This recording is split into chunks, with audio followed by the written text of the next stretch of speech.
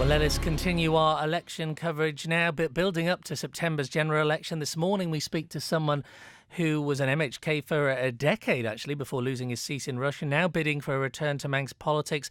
A resident in the capital for the past 4 years. He will contest East Douglas. Good morning, Quintin Gill. Good morning, Mortimer James. I think you were a mariner in the Royal Navy at one stage. I think a Redcoat too, member of the Territorial Army.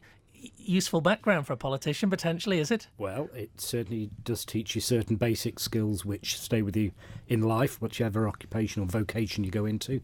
And particularly the Royal Navy, it teaches you to do your duty, be clear what your duty is, and also sometimes just to do what you're told when it's the necessary thing. Well, you served Russian for 10 years between 2001 and 2011. You must have missed the cutting thrust of Manx politics because you wouldn't be coming back otherwise. What can you offer to the people of East Douglas that the people of Russian didn't feel you could sufficiently last time? Well, it's true that in the last election I was fourth out of a large selection of candidates. I wasn't returned, but I did receive a very good vote. Certainly in terms of electorate around the island, it was an extremely good vote. So I don't think I was rejected. I do think, however, that the skills that I can offer to Douglas are very much those of a track record of being independent, a total commitment to the role, and also my experience that you've mentioned.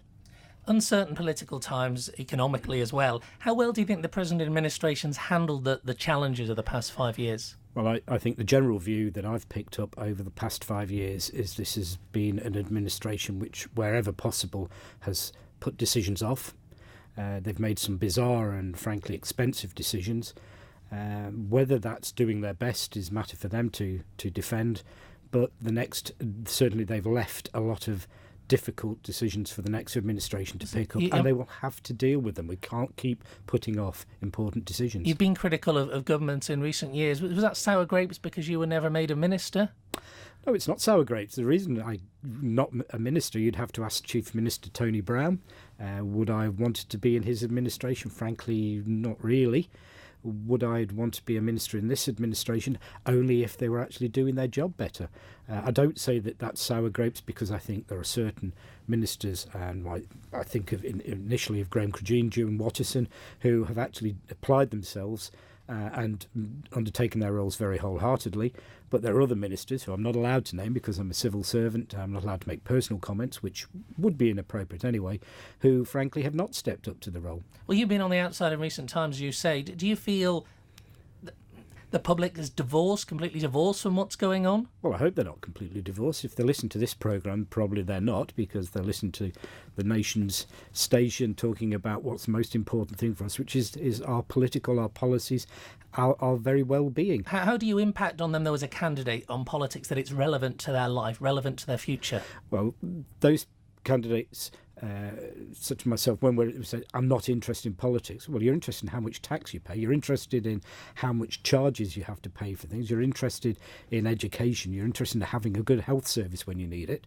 So everybody should have an interest in politics. It doesn't have to be an active interest like I have, but we have to say to people on the doorstep, this is an important election. Everybody says every general election is the most important. Everybody says the last government's the worst ever. But this really is an important election because at the moment we are spending considerably more than we're earning. We're on a road to bankruptcy. And unless we address that... Well, the road to bankruptcy is strong. 5 difficult years ahead, no doubt about that, no question. There were already 6 candidates in this constituency, so it is something of a free-for-all. Why East Douglas? Because obviously you stood in West Douglas last time.